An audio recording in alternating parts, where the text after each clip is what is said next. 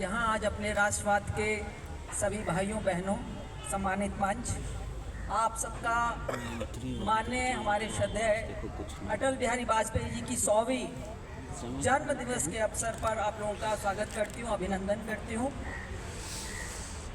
और मैं आपको बता दूँ, मेरे कुछ क्योंकि ज़्यादा नहीं बोलना है, मैं अपने एक दो अनुभव आपके साथ शेयर करना चाहती हूँ। ये इमरजेंसी से पहले की बात है। मैं बिजनौर की रहने वाली हूँ और बिजनौर के हमारे एक अंकल थे, छतर सिंह खन्ना जी। अटल जी के उनसे बहुत अच्छे संबंध थे और मैं आपको बताऊं, अटल जी की एक कमज़ोरी भी थी और वो अच्छा खाने के बहुत शौकीन थे। तो जब भी बिजनौर जाया करते थे तो वो छतर सिंह खन्ना जी के यहाँ खाना खाने के लिए ज़रूर जाते थे, लंच या डिनर जो भी उनको अवसर मिलता था। तो मैं बहुत ज़्यादा जानती नहीं थी, ना राजनीति के बारे में मुझे बहुत ज़्यादा ज्ञान था। मैं अपनी उन दोस्त के यहाँ गई हुई थी और मैंने देखा कि उनके यहाँ बड़ा अच्छा खाना बन रहा है, बहुत ही बढ़िया मिठाइयाँ बन रही हैं। तो मैंने उनसे पूछा कि आज कोई ख़ास मेहमान आ रहे हैं क्या? बोले हाँ, आज बाबूजी के दोस्त आ रहे हैं, अटल जी। आप यकीन नहीं करेंगे, मैंने कहा मैं उनसे मिलना चाहती हूँ, मैंने कभी देखे नहीं है, मैं उनसे मिलना चाहती हूँ।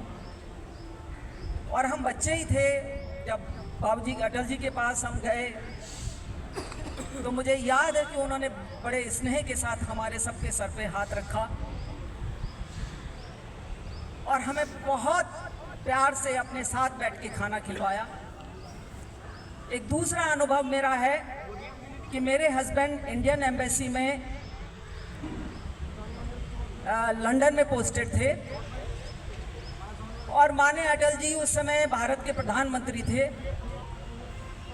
जब वो London as a prime minister पहुँचे तो एक तरह से कहा जाता है कि जो ऑफिसर्स की वाइफ होती हैं उनको कहा जाता है कि आप लोग चुपचाप बैठिएगा, आप ज़्यादा भागदौड़ मत करिएगा, अगर वो आपसे मिलना चाहेंगे तो ही मिलिएगा। तो हम सारी ऑफिसर्स की वाइफ एक टेबल पे एक कोने में बैठे हुए थे। अटल जी मंच से उतरे और वहाँ भोजन की भी व्यवस्था थी। तो पहले तो उनको कहा गया कि चलिए साहब भोजन की तरफ चला जाए, लोग ऑफिसर्स उनको पकड़ के ले जाने लगे। उनकी निगाह अचानक हमारी टेबल पे पड़ी कि हम लोग बड़े चुपचाप से बैठे हुए हैं, बड़े शांत से। वो हमारी टेबल पे आए और हम सबका उन्होंने परिचय लिया और परिचय के साथ साथ उन्होंने बड़े प्रेम के साथ हमसे कहा, आप लोगों ने भी कुछ बनाया है क्या? हमने कहा नहीं सर, आज हम लोगों ने कुछ नहीं बनाया, आज तो आपको सरकारी खाना खाना पड़ेगा। तो ऐसे थे अटल जी। और बड़ा अफसोस मुझे रहा कि हिंदुस्तान आने के बाद मेरा उनसे कभी मिलने का मौका नहीं मिला, पर उनकी अंतिम यात्रा के समय मुझे जाने का मौका मिला। आज क्योंकि हम जोशी जी के यहाँ पे इस कार्यक्रम को मना रहे हैं और जोशी जी, जैसा कि मेरे पूर्व वक्ता ने कहा कि उस समय त्रिदेव की ये टुकड़ी यहाँ पूरे हिंदुस्तान में काम कर रही थी, जिसमें जोशी जी भी, जैसे आँख कान नाक एक किसी व्यक्ति के शरीर होते हैं, तो ये आँख कान और नाक थे भारत के उस समय। मेरा सौभाग्य है कि आज मैं इस कार्यक्रम का हिस्सा बनी और राष्ट्रवाद के बारे में, जैसा कि मेरे पूर्व वक्ताओं ने कहा, आज भारत का युवा, मैं युवाओं के बारे में ज़्यादा बात करना चाहती हूँ क्योंकि जब मैं युवाओं के बीच में जाती हूँ तो मुझे लगता है कि वो थोड़ा घबराया हुआ है, थोड़ा सा निराश है।